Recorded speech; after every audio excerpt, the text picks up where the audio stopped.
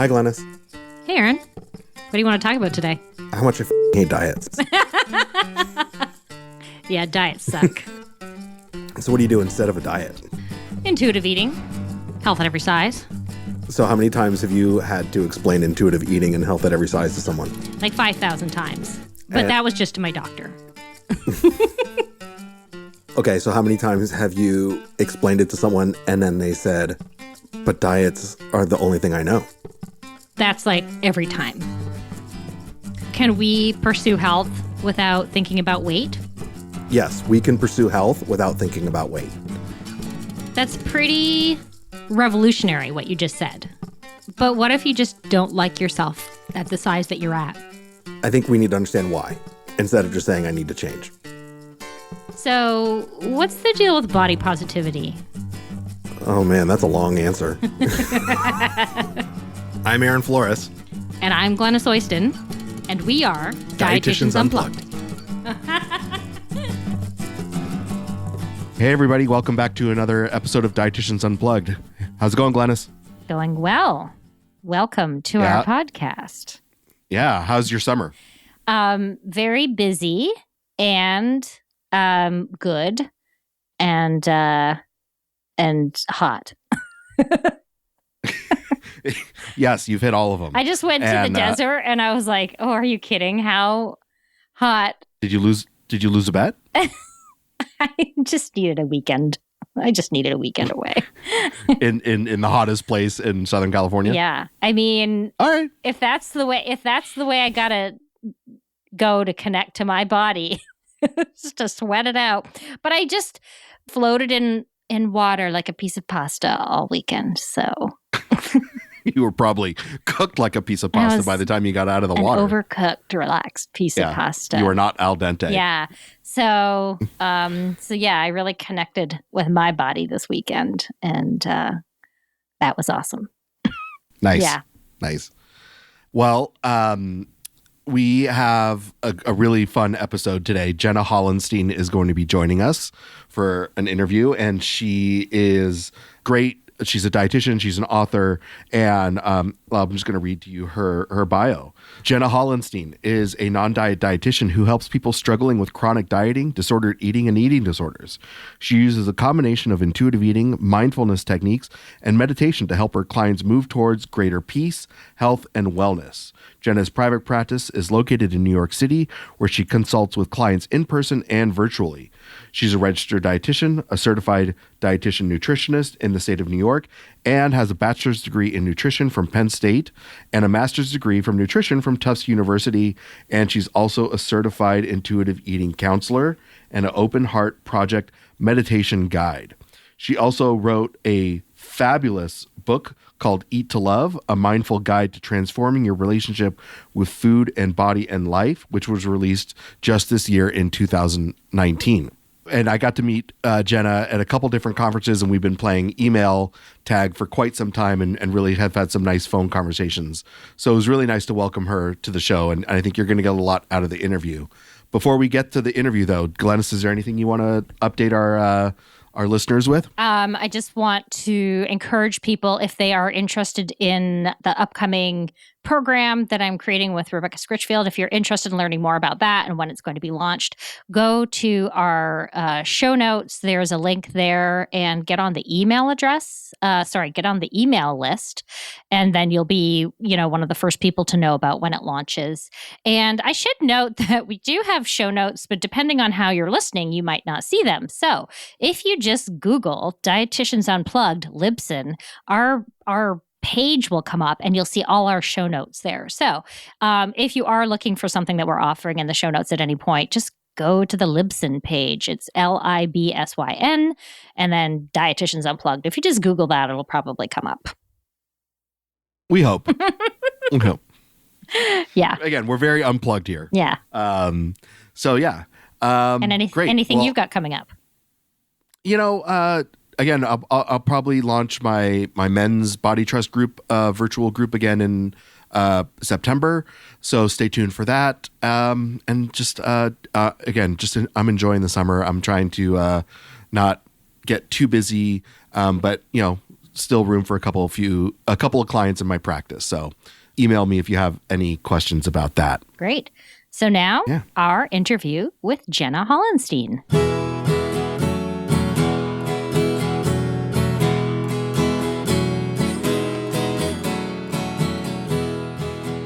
Jenna Hollenstein, thank you so much for coming on our show today. Thank you. You and I had like a few phone conversations. It feels like 37 years ago, but it was probably only like one or two.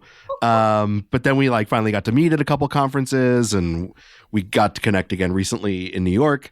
And, Glenys and I have just been really big fans of your work, and we're really happy that you took time to join us today. Oh, thank you so much. I'm so happy to speak with you from my crazy Upper East Side apartment where you're going to hear ambulances and foster cats. Oh my God, that was perfect timing. Yes. Did you plan that? I did not. I have them on the payroll, but they've been out of touch. So, well, it's good to know. Thank you for letting us know that they're not coming to your place because there's some emergency. It's just New York. It's just New York, everybody. Exactly. It's very normal. And everything is very quiet here on the Lower West Side of Calabasas. So we'll just, if you hear some trees blowing, that's usually just the slight breeze and relaxation. So don't worry about it. You're just bragging. Yeah, he is. Pretty much, yeah. To start off, I think the first question that I'd like to sort of come to and talk about is, I love origin stories. I love hearing how people sort of progressed in their work and getting to where they are. And I think one of the most interesting things since I've been following your work is how important meditation is into your life, and also being a dietitian. Yeah. So if you could just tell us a little bit about, first of all, how you first came to intuitive eating, and which came first, the meditation part, or did it come after? And I just love to hear a little bit about how your career has evolved and these philosophies are intertwined.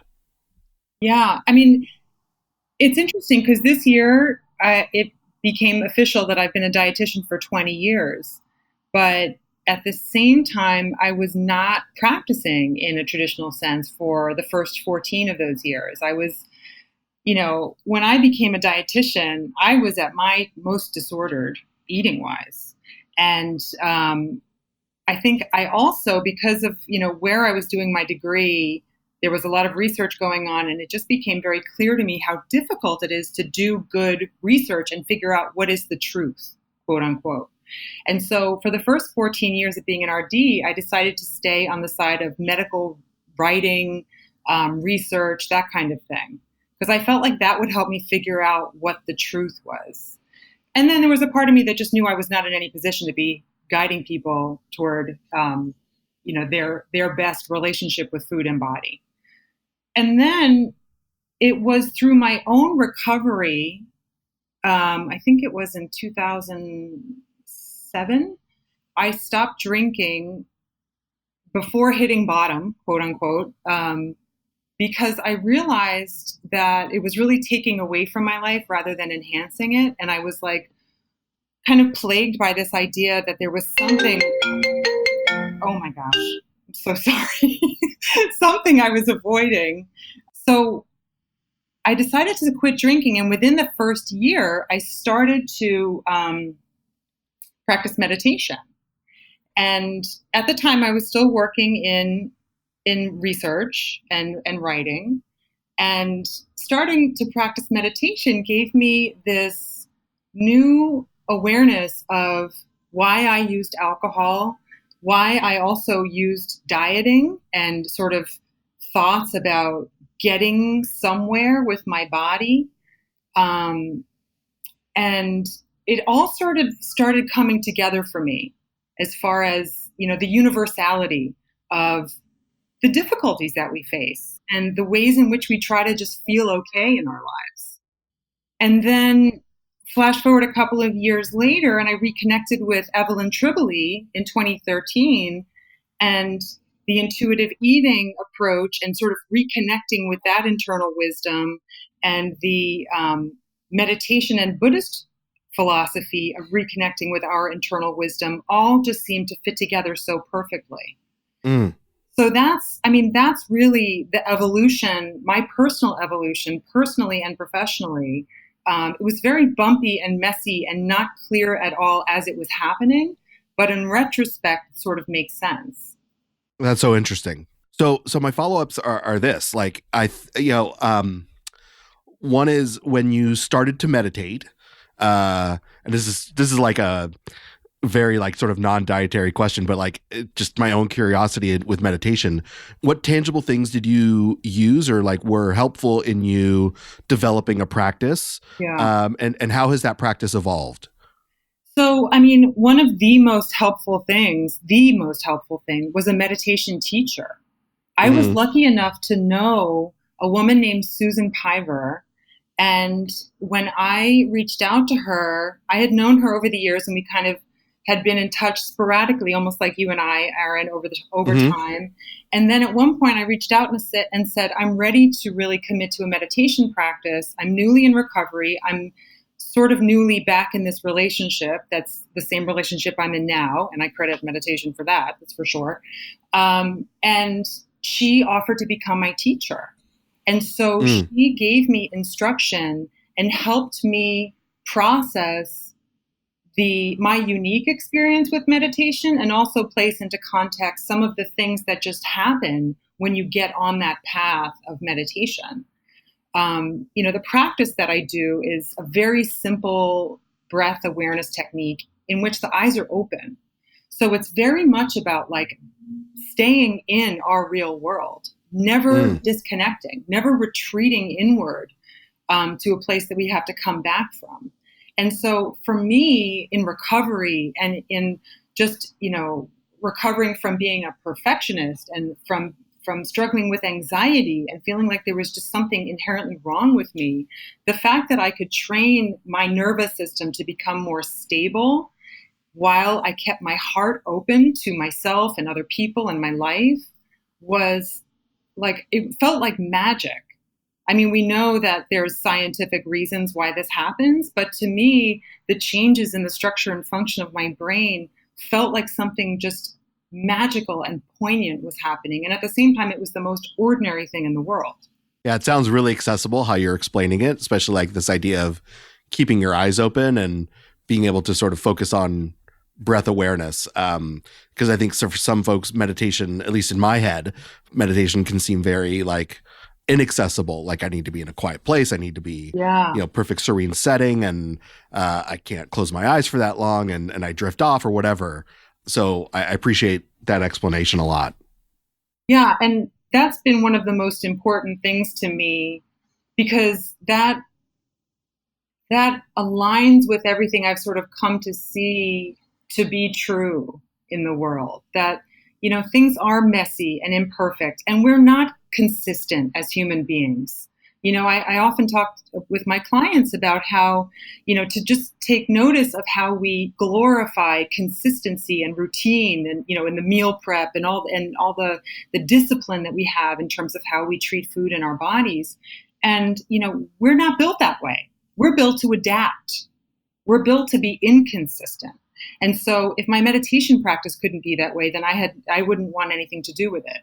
Yeah, I love that perspective. And what you just said was like perfect about routine and how I try to give my clients some structure, start out with a little bit of structure because often like their eating is super chaotic. Right. And I say, start with structure and then they get very into this idea that they are checking boxes like, well, I did the structure perfectly today, but yesterday I was like, oh, that's not what we're talking about. We're talking more about, I want you to just connect with how does that work for you? And then when you're not doing it, how does that work for you? And that sounds like that meditation practice would fit perfectly with this idea. I feel like it's really complementary. And I think it also, one of like the central teachings within Buddhist philosophy is this idea of like a middle way. Like sometimes people will talk about like not too tight, not too loose in terms of how to hold your mind in meditation. Like don't try to be too good at it, and also don't try to be it's not so laid back. It's actually a very like active, uplifted practice. But I think that teaching of the middle way also has a lot to say about what we do in working with people in terms of their relationship with food and their bodies, because we feel so driven to extremes, right? It's either chaos or it's like mathematically perfect. Right. And, neither one of those is sustainable, and neither one of those is who we really are. I mean, I think that teaching and then that practice of meditation that really just supports that and serves as an analogy for how we engage with the world and also how we hold our minds and bodies and hearts, helps us find that middle ground that is much more related to our moment to moment practice. I mean, that's what the whole mindfulness movement is trying to encourage us to connect with, but often it leaves out meditation, and so when we're practicing meditation and we're literally just noticing where we're placing our attention, and then if and when it strays, and it will stray again and again and again, we bring it back. That's the thing that actually teaches us to be mindful. It's not just about, it is about paying attention differently, but to have that grounding in that actual practice is priceless. And I don't think can be replaced. I don't think it can be shortcutted. Yeah. And a question. So did your meditation practice, because your fabulous book, Eat to Love is sort of grounded in Buddhist philosophy, or Buddhist teachings. And did you come to that through your meditation practice, or how did you sort of evolve into that sort of the Buddhist way of thinking? That definitely came through my own practice. And I often say to people, like, the skills that I draw on a day-to-day basis are maybe like 5% my BS and MS in nutrition, and like 95% my own therapy, my training that I initiated and completed and continue in intuitive eating, and my Buddhist studies and meditation. Yeah. So part of what structures the book is this teaching known as the 6 Paramitas. And the 6 Paramitas are generosity, discipline, patience, meditation, exertion, and wisdom. And they provide this perfect framework for whatever it is that we engage in. Traditionally, they're taught as a means of working with other people. But I was thinking, for writing the book, what if we were to engage with ourselves as a beloved other person? Because it is often so difficult to offer compassion and gentleness and love, unconditional love to ourselves. What if we were to frame it as if we were a beloved other? Because sometimes just rousing that in our imaginations allows us to kind of at first realize how harsh we are and aggressive we are toward ourselves. And then just start, working with a new way of thinking and behaving. Yeah, and you're so right, because my clients come in and I find that they tend to be very compassionate towards everybody and very understanding. And when it comes to themselves, it's sort of like, no, it's almost like they just can't offer any compassion to themselves. And so I almost have to sort of start saying, what if you were to see yourself as an other person? How if you're talking to yourself that way, would you ever say that to somebody else? And that's difficult for them, right? So it's really hard. And I think that says a lot about the sort of weird kind of melding of some sort of distortion of Judeo-Christian religions with the diet culture. The idea that if we're harder on ourselves, we will become better. And as a counterpoint to that, I find that Buddhist thought is rooted in this idea of Buddha nature, or like basic goodness. Like we are all born with this inherent worthiness. We don't have to earn it. We don't have to do anything to keep it. We are born with it. We have it throughout our lives until we die. And then, the Buddhists have their own ideas. I don't really know what my thoughts are about reincarnation or anything like that. But the point is that we don't have to work for it. We already have it. That's very like sort of body trust-esque as well, right? Yes, that, totally. we're born with this birthright, and almost like reclaiming it. So yes. yeah, it makes sense. I understand what you're saying. I mean, it definitely is something, we see a lot of people struggling with, right? That self-compassion Right. and any way to sort of develop that muscle of self-compassion is really helpful in any way you can do it. Self-compassion is so complementary to this because when you think about it, I mean, our brains are marinating in whatever soundtrack we're repeating to ourselves over and over and over again. Yeah. And if that soundtrack is one of self-aggression and the one that says that we don't deserve love and visibility and inclusion until we get to some imagined point in the future, that affects everything we do and everyone we come into contact with. Yeah. Yeah. We just need a different marinade. We need a different marinade. I would say too, well, my background with Christianity, I would say that there is, that is a lot about compassion too. And I think what you said was perfect, like the distortion of religions that happens. It's not the religion in and of itself. It's certainly a distortion of it. Right. Yeah. And that if we can go back to the original teachings, then they can offer a lot of really useful things for us. Yeah, and a lot like diet culture, the distortion came about as a means of controlling people, not about helping people understand their true nature. Right, exactly. So now, so many of our listeners struggle with emotional eating. So using your framework, what tips do you sort of help give to people to understand why they're emotionally eating and what they could do about it? Well, I mean, one of the basic things that we talk about is that anything that we do, even the most seemingly harmful and destructive things that we do, are really just an effort on our part to feel okay. And so, this is where I think the self-compassion is really important, to just acknowledge like the things that we are doing when we engage in emotional overeating, right?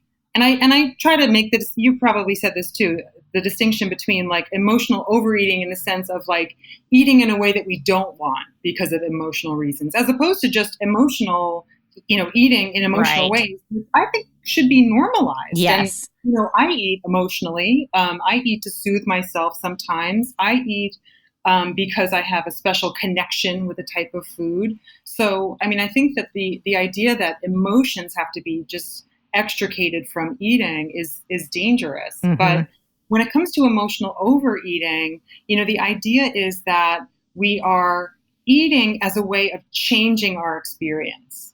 And so one of the teachings that I found really helpful, and I consider this as part within the topic of discipline, which has a very different definition in the Buddhist sense. It's not about harsh, militant, rigor. It's about seeing where you are. It's about coming back to the present moment. And this teaching is called 3 Objects, 3 Poisons, 3 Seeds of Virtue.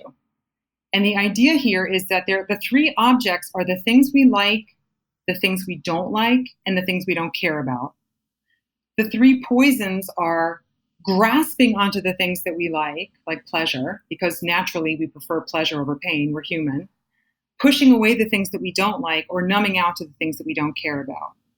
And then 3 Seeds of Virtue is freedom from grasping, freedom from aggression, freedom from ignorance, which is what I think we're seeking when we come to work on emotional overeating. And so part of it is just noticing when we get that urge to eat in a way that is not driven by physical hunger or some other sort of food-related hunger. To notice, is it because I'm grasping onto pleasure? Like I don't want the party to end. I'm afraid of what comes after. Is it because we're pushing away uncomfortable emotions? And what are they? Because food will never actually satisfy that. And I always imagine and talk about the idea of like how natural and intuitive it is to put something in our mouths and how it goes down our esophagus and gets so close to our hearts, but never quite gets there. It kind of bypasses the intended target, Because that idea of feeding ourselves, doing something that's considered pleasurable generally to comfort ourselves is natural and instinctual and good. And with attention and self-compassion, we can start to discern when that's the right choice for us and when something different is the right choice for us, like spending some time even paying attention to that discomfort or reaching out for some support. Or if it doesn't feel safe to do that yet, distracting ourselves in some way that feels kind of neutral. Does that make sense? Yeah. And the Yeah. biggest light bulb just went on, because these are all ideas that you sort of explore with clients. But the way you sort of said grasping for pleasure was just like, oh, yes, that's exactly what my clients are describing to me. Like, I want there to be more, and I want more pleasure, and they're using the food, and it's the grasping, and it's the grasping that's making them unhappy because they're not getting what it is that they need to make them happy. And so what are the things that they need? Right? And also, what are just natural parts of being human? Because we live in a culture that tells us if we're suffering, we're not doing it right. Mm. And the Buddha said suffering is just an inevitable part of life. You know? And so what if becoming more comfortable with discomfort were one of the primary tools of a peaceful relationship with food? Because then we know when it's the right time to engage with food and when it's the right time to deal more directly with our hearts. And with regards to pleasure, I'm also curious, where if you see a connection also in people having only one source of pleasure in their life, like they're withholding pleasure in so many other areas that food becomes the only source of satisfying that need. I definitely think that can happen. I think we default to food because it's sort of uncomplicated, at least in comparison to like other human beings, and it's reasonably cheap and available. And it's something we can do sort of out of the view of judging eyes. I mean, this is such a complex issue. I don't even know where to begin with the issue of pleasure. I have like 18 thoughts come up just as you said the word pleasure, including all of the things that we deny ourselves that would give us physical pleasure until our bodies are different. And then we default to using food for pleasure in a way that actually further distances ourselves from what we would actually experience pleasure with. Yeah. It's a theme that I see so much underlying in a lot of the work that I see in my office. Yeah. And really even like sort of readdressing what that word means. Yeah. And that, pleasure doesn't have to mean something hedonistic and just in the bedroom, right? Pleasure is, going to the beach and feeling comfortable enough to wear a bathing suit. It's, it's even just like, being able to go to a stadium and enjoy a game or whatever it is. But withholding all of those things for a very similar reason, like you said, like our body seems like the problem, right? And I can't navigate this world in the body, so I just withhold all forms of pleasure. Right. I know, and I think of pleasure as at least largely grounded in our sensual and sensory bodies. And, so often, even though we're seeking physical pleasure in a sense when we're emotionally overeating, we are often very alienated from our physical bodies. I don't know if it's because the idea of pleasure being hedonistic or dangerous somehow has kind of seeped in and caused us to retreat into our minds more than to sort of spread out into our, an embodied kind of presence. But like all of those things you're describing that are forms of pleasure have to do with the senses. And from my experience, meditation is a form of reconnecting with the senses, much like intuitive eating is. Yeah. Really kind of picking up on your unique embodied experience. And the interesting thing to me about the senses is that they perceive something before we even have a chance to judge it. And if you can slow things down with meditation, you can actually start to notice how your senses are perceiving pleasure or discomfort before you can even judge it. Like what you're talking about, going to like a baseball game or going to the beach, like before you even think like, oh, I like the temperature of this sand, your foot is sort of like sensing the exact temperature and texture of the sand. You know what I mean? And so we have sort of like magical, sensory, engaged, turned on bodies that relate to the world. And yet we don't sort of pay attention to that. And we narrow our focus to sometimes the senses of eating and retreat into our thoughts and are very, very reticent to be this sort of sensual and sensory beings that I think we are inherently. I love that. And I tread lightly with the sensuality and the sexuality kind of questions, but you know, I feel like that's all part of this relationship with food and our bodies too. Like there are no barriers between our relationships with our bodies in terms of food and our relationships with our bodies in terms of sexuality or sensuality. You know, but because of our sort of cultural nervousness, we often don't really address that stuff. And so I'll sometimes just recommend books or people to follow on Instagram who are just, you know, balls out in order to let people start to get exposed to that and have it be normalized to them, you know? Not literally balls out. Yeah. Too late. It's already.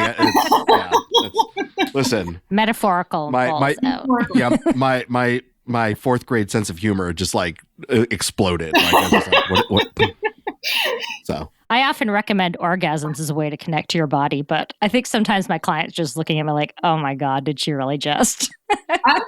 I know I have too, and also I am much more informed in the last 2 years, I would say, about like trauma sensitive mindfulness than I was before, and so I'm much more cautious now because what to me feels safe and ecstatic and pleasurable feels really unsafe to some of my clients. And it's exactly why they're in my office. Right. Know your audience is important. Exactly. Right. Yeah. Exactly.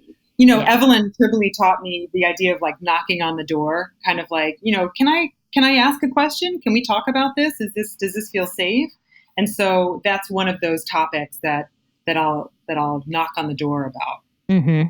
Yeah. It's good to sort of step into it. Yeah. I'm not blanket, prescribing that, FYI.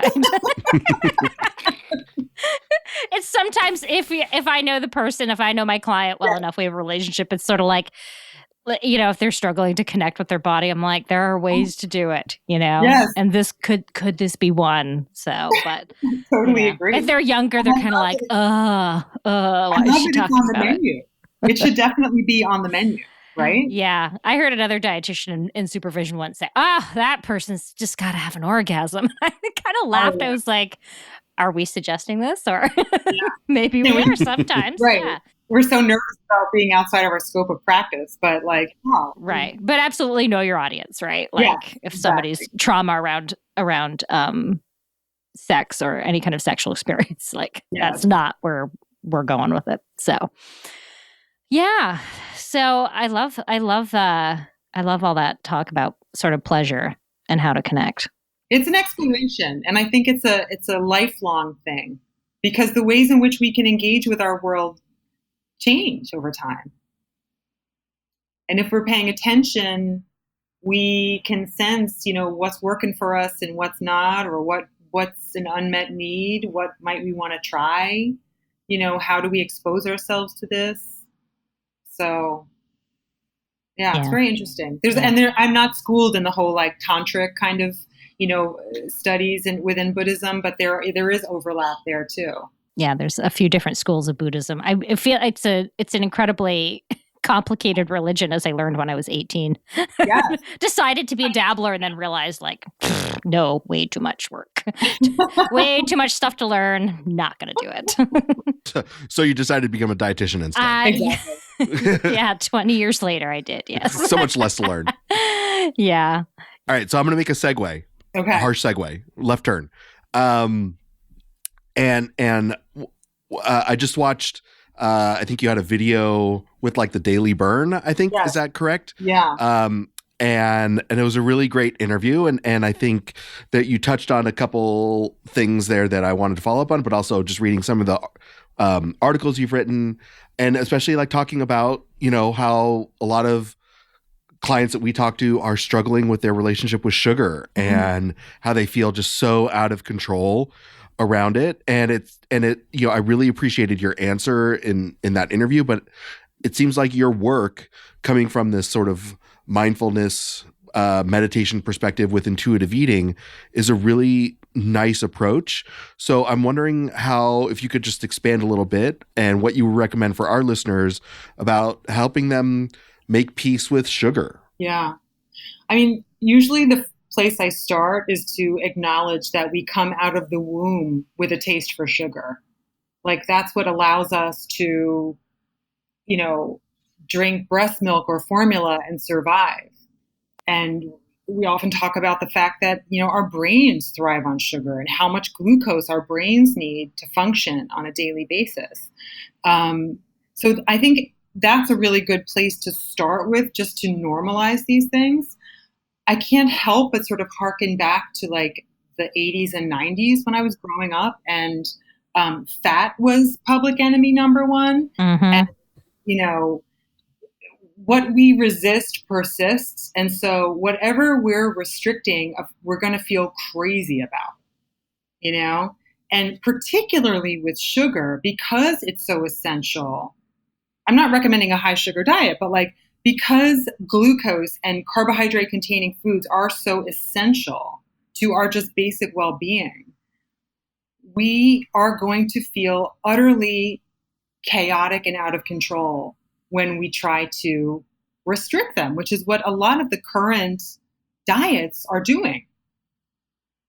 So normalizing the physiology of our relationship with sugar, normalizing the fact and doing some kind of, you know, physical education and psychoeducation around the impact of regular meals that have a balance of protein, carb, and fat, I think is a really important precursor to talking about the more emotional stuff, you know? I think I talk about it in that interview, but I can't remember, Aaron. You know, I always kind of try to emphasize the fact that we are both physiologic beings and psychological beings. And these two sort of circles are more overlapping than not. But if we don't address the physiologic stuff, then we can't reasonably expect ourselves to address objectively the emotional stuff. You know what I mean? So once we meet our physical needs and have a little bit broader understanding of the dynamics that have been created around sugar, then we can start to look at this idea of addiction and compulsion and I always want it type of thing. You know, because we can separate out a little bit better what's physiologic in nature and what's emotional, what's psychological.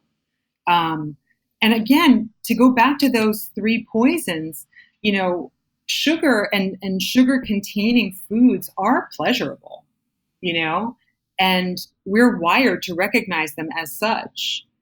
But are we grasping onto that pleasure, perhaps as a means of pushing away discomfort, or as a means of just always being sort of up, you know, always being sort of in this like engaged, mouth entertained kind of space, and acknowledge that, you know, just to take the air out of that balloon of like, there's nothing wrong with this. It's so much understanding the physiology, understanding the programming we're getting from the diet culture about the dangers of this, and how it's also being co-opted by scientists and people in the medical industry, and sounding very scientific, but again, it just reflects their own biases and blind spots. You know, you know, I think that it's important to compare and contrast the idea of sugar addiction with other addictions and notice that it just doesn't stand up. I mean, my understanding of the research suggests that if there's anything that could be construed as addictive, it's the process of eating itself, because it's generally considered a pleasurable thing. And it might be a sort of behavioral addiction in the sense of pleasure seeking, because we don't deal well with boredom or neutrality, or even more so, discomfort. Yeah. Does that answer your question? Yeah, no. And what I love so much about your answer is you've done a really good job of tying things that you mentioned earlier in this interview, like, together, right? So like this, I as soon as you started talking and sort of connecting some of these things, the first thing that I thought of was like, oh, like this is the this idea of grasping at something, right? Wow. And I think, we can use this one specific example as a way to tie in so much of what you've already talked about, and how really, like, again, it's like my language would be, like getting some perspective. It's not like, instead of zooming in on just this one type of food, like let's look at the big picture here of what's really going on and all the different factors that are going in. And again, to even make it more my language, I think there's, this is why I always talk to people about being like a Jedi, right? Uh-huh. And being calm and at peace. And when you're calm and at peace, you can gain so much more perspective than when you're in the middle of anxiety and tenseness and like distracted by, just, and blinded by just one thing. Yeah. My meditation teacher says, when you can see where you are in space, you have options that are not available to you when you can't see where you are in space. Yeah. So when you can see yourself at like these mental forks in the road, you can decide to go down the habitual pathway or try something different. I love that. I want to take, after Erin's hard left turn, I want to take a hard right turn now and talk about, we've been talking a lot about food, and I want to talk a little bit about body size and learning to tolerate growing into a different body size, because this is something that really happens. It's a real thing that happens for my clients. And if they're already in larger bodies, so the scenario is they're already in larger bodies, but they might be a little bit weight suppressed when they come to me. And as they are working towards recovery, they're doing a really great job with the eating part of it. They're like, oh my God, I'm really feeling peace with food. And I've stopped doing the whatever XYZ behavior, binging or purging or restricting or whatever, and I feel really at peace with food. But I was already in a large body, and now I'm gaining weight with sort of much more normalized eating. And we all know that that can be a result of, I've experienced it. I know, many other people have experienced it, but they are going from a already large body to a larger body, which feels intolerable to them. Yeah. And they're saying, and it has real life consequences for them. Like, oh, I can't bend over to tie my shoes anymore because my belly's in the way, or I can't do certain poses and exercise that I used to do, or I am going to experience way more weight stigma in the world. And so I'm just wondering, within your framework, what is something useful for people to be able to sort of hang in there with that, tolerating their bodies as they might grow a little bit or a lot. Yeah. This is not easy, because those things are true. They will experience, they have a greater possibility of experiencing more weight stigma. And that is devastating and deeply wrong. And part of what I work with them on is acknowledging and allowing themselves to feel that pain and sorrow and alienation and feeling deeply wronged. I think it's, part of this, what I'm talking about in terms of getting a little bit more comfortable with discomfort. This is an extreme form of discomfort, because this is what we're talking about in terms of what we're all looking for. We are all looking for love and visibility and inclusion. And some people in our society are denied that. It is not equally accessible. And that is deeply problematic. But for the individual, there's no way to wrap that up in a bow. And so allowing, developing the capacity to feel that pain and to have a little bit more stability around it, but to have it be acknowledged and seen is an essential first piece to that. Because you can't say, oh, that's not true, or if you have the right mindset, it won't affect you as much, kind of a thing, Right. because as I learned from like reading Jess Baker's memoir, which is something I recommend to clients meeting, fitting this description that you're talking about, because I think it really does share that deep vulnerability that does not go away. And at the same time, it helps to reinforce the idea that even at our worst, feeling our worst about that and acknowledging how unjust it is, we can still take the steps that we have learned to take care of our bodies in this moment, physically, emotionally, and in a community sense. I think that community is incredibly important. I used to say that activism was important, but not everybody's interested in that. And sometimes it just hurts too damn much to think about becoming an activist for body justice. But at the same time, surrounding yourself, immersing yourself in a community of people who get it, and people who look like you, and people who are living their lives in their bodies, suffering some of the same, forms of stigma, and also acknowledging it and continuing onward. Right. And sometimes that can lead to activism for people. yeah. And I mean, the other thing they're struggling with is my body is not probably going to work the same way as it used to, which is sort of true. And it sounds like that's maybe also someplace where we can show ourselves compassion. Like, yeah, maybe my body isn't going to work exactly the same way that it used to. Well, and it's true of all of us, because our bodies do change if we're lucky enough to get old, right? Mm-hmm. Yeah. They do change. But this is a different form of being stigmatized. This is a different way. So it's amplified, the experience of your body not working the same way as the other people that you see around you, for example.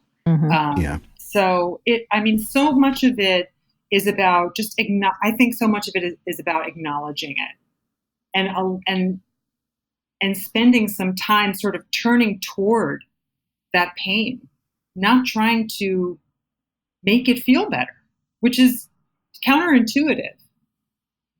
But in a way, it's also very empowering because you can expand to accommodate that, and you can continue on your path to recovery. And, it's a day by day thing.